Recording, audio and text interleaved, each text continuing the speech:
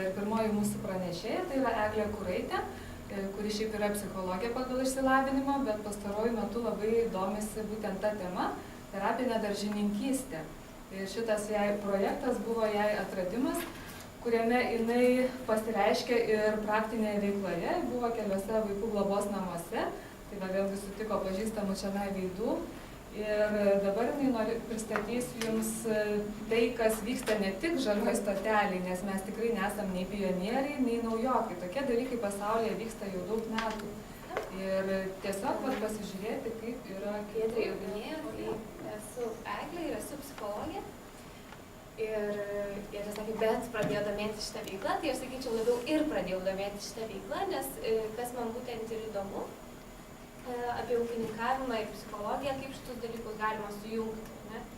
Ir šiandien mano tema yra ūkininkavimas kaip terapijos priemonė, būtent kaip galima panaudoti šitas veiklas, padedant žmonėm. Ir kadangi pati dirbu su vaikais, nuo savo darbo pradžios, kai pradėjau dirbti, dirbu su vaikais ir teko dirbti su vaikais turinčiais ir psichologinių sunkumų, rimtų psichinių sutrikimų, ir su globos namuose gyvenančiais vaikais, ir su vaikais iš paprastų mokyklų. Tai visą laiką ieškodavau tų būdų, kaip geriausiai prieiti, kokios veiklos yra jiem priimtinos, ar ne, kaip atrasti. Ir kažkaip tai, kadangi galbūt ir man pačiai tai įdomu, tai kažkaip ieškau, kaip tą būtų galima sujungti. Turiu prisipažinti, kad patirties, kaip ūkininkavimą naudoti kaip terapijos priemonę, tai turiu tikrai labai nedaug, beveik gal sakyčiau visai neturiu, bet kadangi tuo domiuosi, tai šiandien noriu pasidalinti su jumis labiau tokia informacija, kurią randu, ir kitų šalių patirtim, kurios mane įkvėpė daryti kažką, daryti galbūt daugiau ir tikiuosi gal ir jūs įkvėps. Ir šį pranešimą man padėjo rengti mano kolega ir draugas Kristijonas Žičkus, bet šiandien jis negalėjo atvykti. Viena pristatysiu šitą temą. Tai va. Pradėsiu nuo to, kad apskritai kas yra, kaip tą apibrėžti. Ūkininkavimas kaip terapijos priemonė arba ūkininkavimas sveikatai. Tai yra, kad būtent augalininkystės, gyvulininkystės bei kitų ūkio šakų naudojama žmogaus sveikatos stiprinimui. Ir turbūt visi esam pajutę tą sveikatos tai yra ūkininkavimo arba gamtos naudą sveikatai, kai išeinam pasivaikščioti kažkur į gryną orą ir atsigaunam, atsipalaiduojam, ar kiti kažkaip tai stresą pavyksta nuimti daržuose besikapstant, tai kiekvienam kitaip, bet yra tikrai žmonių, kurie patys tą atranda. Ir iš tikrųjų nuo senovės tai buvo pradėta vykdyti, kai gydytojai kilmingiesiems užrašydavo kaip gydymą vaikščioti sodos. Jau tada atliks. Ir tokia terapija yra skirstoma į 3 pagrindinės šakas. Tai yra užimtumo gamtoje ūkiai, sodininkystės terapija ir gyvūnų terapija. Tai apie kiekvieną taip smulkiau, tai užimtumo gamtoje ūkiai tai dažniausiai yra, kai patys ūkininkai organizuoja veiklą. Jie turi kažkokį didelį ūkį su daug žemės ir gyvulių ir pasikviečia bendradarbiaudami su sveikatos priežiūros įstaigom ar kitom įstaigom, kur yra žmonių, kuriem reikalinga pagalba, jie pasikviečia tos žmonės ir jie atvyksta ten, kad tiesiog dirbti. Tai yra tokia daugiau tikslas, galbūt yra daugiau užimtumas, bet yra abipusė nauda. Yra dirbama žemė ir yra darbas, bet tie žmonės, kurie ateina dirbti, jie irgi stiprina savo sveikatą. Kita tokia šaka yra gyvūnų terapija, tai turbūt teko girdėti apie terapiją, kurios procesai yra įtraukiami gyvūnai. Tie gyvūnai irgi turi būti tokie, kurie gali padėti siekti tų terapinių tikslų, tai dažniausiai tai arklių terapija yra, šunų terapija, Lietuvoje delfinų terapija, turbūt teko girdėti. Ir sodininkystės terapija, tai turbūt tokia artimiausia psichologijai būtent šaka būtų, kai būtent sveikatos įstaigos arba specialios organizacijos organizuoja tą veiklą ir yra specialus terapeutas, apmokytas žmogus, kuris dirbdamas su asmeniu naudoja kaip metodą sodininkystę ir daržininkystę. Ir skiriasi jisai, pavyzdžiui, nuo tų užimtumo ūkių, kaip minėjau, kad čia yra siekiama būtent specifinių terapinių tikslų. Tai yra dažnai sudaromas bendras gydymo planas ir ne kažkokių žmogus turi problemų ir vienas iš to plano dalių yra būtent sodininkystės terapija. Jo žmogus užsiima. Va. Ir skirtingai iš tikrųjų pasaulyje yra paplitusios visos šitos šakos, tai užimtumo ūkiai daugiausiai yra Norvegijoje, Olandijoje, Italijoje, Austrijoje.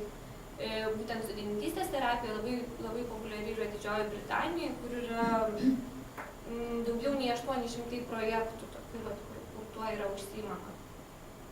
Vokietijoje irgi labai daug, kur būtent ligoninės, reabilitacijos centrai tą vysto.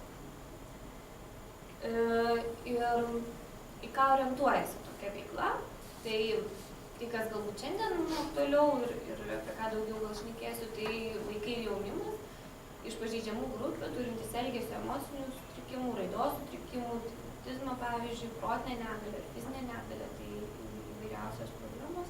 Ir taip pat suaugusiai, daug vyksta darbo su bedarbiais, kaliniais, kalėjimuose steigiamos būtent tos sodininkystės terapijos veiklos, asmenys turintys priklausomybių, čia vat irgi Lietuvoje daugiausiai galbūt štai išvysta, ne, kur yra bendruomenės, kuriuose žmonės patys augina. Sergantis depresija, kitais psichiniais sutrikimais, vyresnio amžiaus žmonės, demencija, gali būti Alzheimer. Taip. Ir kokie yra pagrindiniai tikslai, kuriuos siekiama. Tai tie tikslai gali varijuoti iš tikrųjų nuo tokių labai paprastų ir elementarių, bet irgi labai svarbių, kad tai yra tiesiog dienos užimtumas, kažkokia veikla prasminga. Tai yra edukacija, apie ką irgi daug labai šnekam apskritai, iš kur atsiranda augalai, kaip jis auga, ką reikia daryti, kad jis augtų, biologijos mokymasis per tai. Taip pat yra darbo mokymasis, darbo įgūdžių tiesiog, kad žmonės išmokę, kaip užsiauginti maistą, jie po to gali jį iš tikrųjų užsiauginti ir valgyti, galbūt parduoti netgi. Ir žmonėm turintiem kažkokių sunkumų, jeigu jiem tai pavyksta, galbūt tai yra išeitis, ar ne? Pavyzdžiui, žmogus su protinė negalia, jis sugeba auginti daržoves ir galbūt tai jam yra išeitis turėti darbą. Taip pat socialinių įgūdžių augimas labai svarbus dalykas, apie tai truputį daugiau šnekėsiu. Socialinė integracija, tu kai dirbi kažką darai, neini, tu nesi vienas, tu esi tarp kitų žmonių, tu integruojasi visam. Reabilitacija ir keliami yra tie specifiniai terapiniai tikslai, ne? Tai kaip minėjau, ir pagal tas šakas, ir pagal tikslus galima matyti, kad labai įvairiai galima tą taikyti. Tai nuo dienos užimtumo iki tokių tikrai terapinių tikslų. Ir kaip vyksta ta terapija, būtent kas ir man įdomu, ir ką norėjau šiandien pristatyti, tai kaip atsitinka, kad va tokia veikla iš tikrųjų žmonėms padeda, ne? Kas ten vyksta. Tai toks turbūt svarbiausias aspektas yra, kad yra ryšys tarp asmens ir augalo gyvūno. Ir visa terapija dažniausiai, kuri vyksta ir psichoterapijos tyrimai rodo, kad pagrindinis dalykas, kuris gydo žmogų vykstant terapijai, tai yra ryšys. Dažniausiai būna ryšys žmogaus ir terapeuto. Šiuo atveju yra ryšys tarp asmens ir augalo gyvūno. Ir tas ryšys yra toks truputį specifinis, jis yra kitoks. Tai vienas dalykas, kad yra įsipareigojimas, jis sukuria įsipareigojimą. Kad jeigu mes auginam kažkokį augalą, tai mes esam įsipareigoję, yra tiesiog būtinos veiklos, būtini užsiėmimai, kuriuos mes turime atlikti, kad jis augtų. Ir taip pat apsikeičia vaidmuo, ne, kad žmogus įgauna globėjo vaidmenį. Dažnai tokie žmonės, kurie turi kažkokių sunkumų, jie yra kaip tik globojamojo vaidmenį. Jie yra pripratę, kad jais rūpinasi, jie patys gauna tų rūpesčių ir kartais gali jaustis bejėgiškai. O čia jie įgauna tą globėjo vaidmenį, kur patys gali pasirūpinti kitu. Ir jie mokosi rūpintis kitu apskritai. Tai yra toks irgi svarbus veiksnys. Ką duoda augalai, tai duoda paskatinimą. Tu pasodinai ridikėlę ir jisai išaugo. Ir tu matai, kad tavo darbas duoda rezultatą. Ir tas paskatinimas yra gal truputį uždelstas ir priverčia laukti, bet tu vis tiek gauni. Ir gauni tą tokį savo darbo vaisių, savo darbo rezultatą, kurio gali džiaugtis. ir jisai skatina pasitikėti savimi, ne, aš kažką galiu, man kažkas pavyksta. Taip pat augalai yra besąlygiški, jie nediskriminuoja, ne, jie negrasina, jie nebaisus yra. Augalui visai nesvarbu, koks tavo kūno sudėjimas, ar ne, arba kaip tu elgiesi, nežinau, per pamokas, ar tu gerai mokaisi ar blogai. Augalui visai nesvarbu, jeigu tu jo rūpinėsi, jisai reaguoja į tavo rūpestį. Ir tos sėkmingos patirties, tai yra, kad jeigu man pavyksta kažkuo rūpintis ir aš galiu gauti rezultatų iš to, ne, tai yra atsakoma, tai dažnai ta sėkmingo patirtis vienoje srityje yra perkeliama ir kitas sritis. Tai jeigu man gerai sekasi sutarti su augalu, ne, galbūt aš galiu pabandyti sutarti su gyvūnu, galbūt su šunim.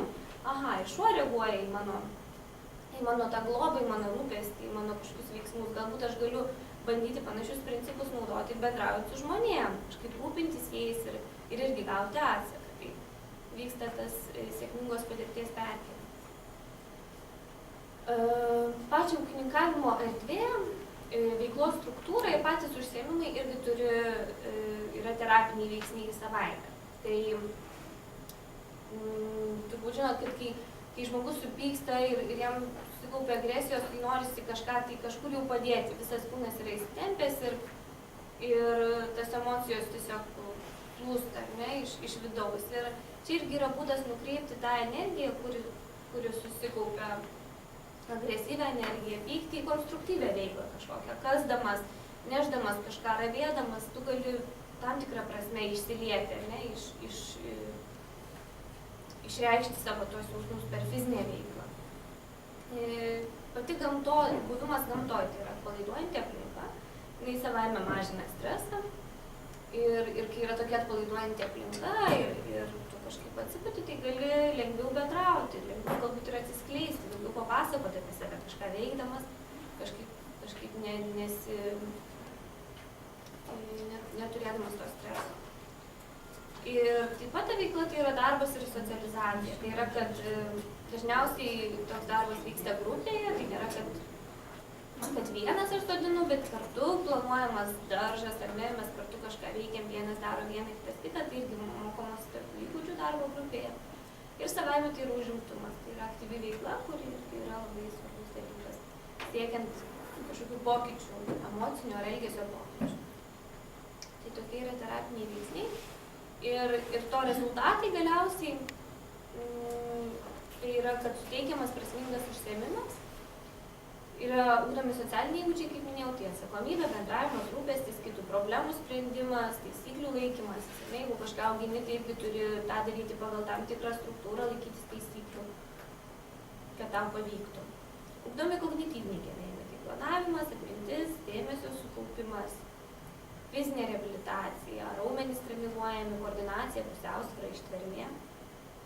Ir kas, mano manymu, labai svarbu, tai suteikiamas ryšio ir priklausimo jausmas.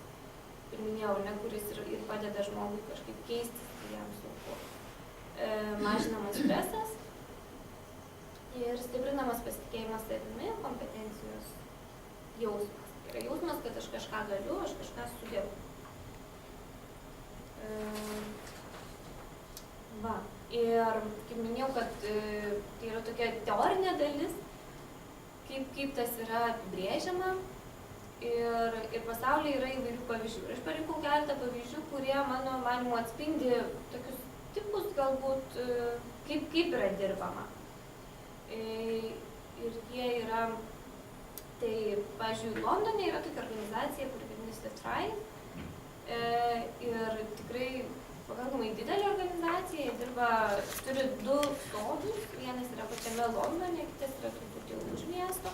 Ir jie būtent tuos sodus ir turi tam, kad padėtų žmonėms, turintiems sunkumų. Tai jie kviečia žmonės su įvairiausių problemų. Žmonės, kurie patyrė galbūt insultą, arba persidirbo, arba patyrė kokią nors netektį. Vaikus su sunkumais, mokymosi sunkumais, elgesio sunkumais. Ir kaip jie patys sako, tai kad jie per metus padeda 700 žmonių tokia veikla. Ir taip pat bendradarbiauja su kitais ūkiais visoje Didžiojoje Britanijoje, vykdo mokymus ir tyrimus vykdo apie jų veiklos efektyvumą, kad tikrai vykdytų ją efektyviai. Ta organizacija tokia labiau, gal kaip minėjau, kad yra kažkoks jau ūkis ir tada kviečiasi žmonės į jį ir jie gali ateiti ir tenai irgi užsimti veiklą. Tai čia yra Forget Me Not, vadinasi, šitas ūkis, neužmirštuolė, galima išversti.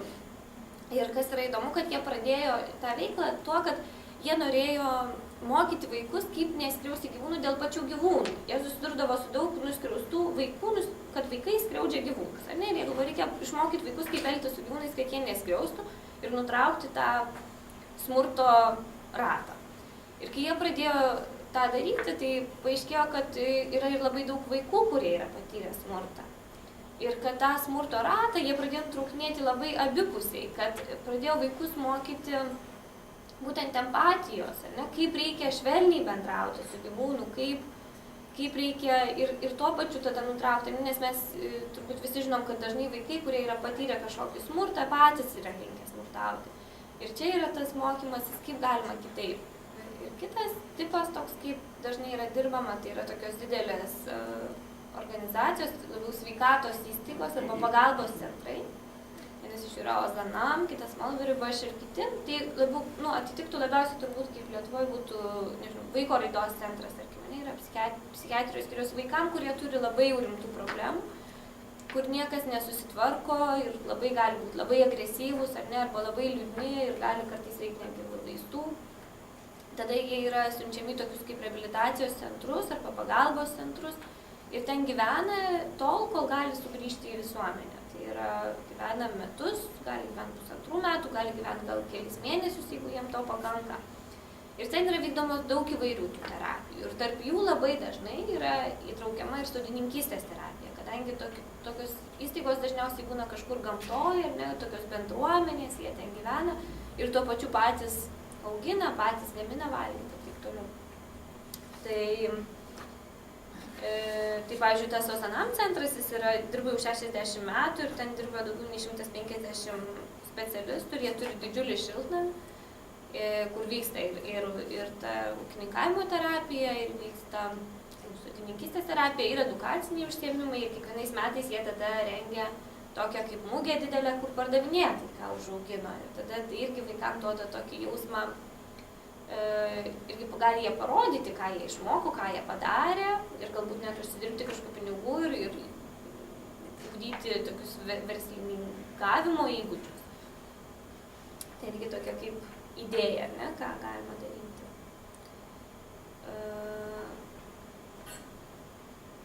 O Lietuvoje iš to, kas vyksta, tai aš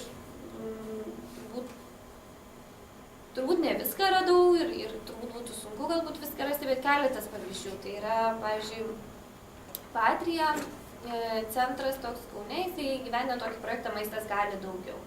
Tai būtent su mažiau galimybių turinčiais vaikais ir jaunimu jie kartu gamina maistą, bet ne tik gamina, bet ir bando jį užsiauginti arba grybauja, eina jo susirasti, grybauja, uogauja rudenį ir tada irgi gamina.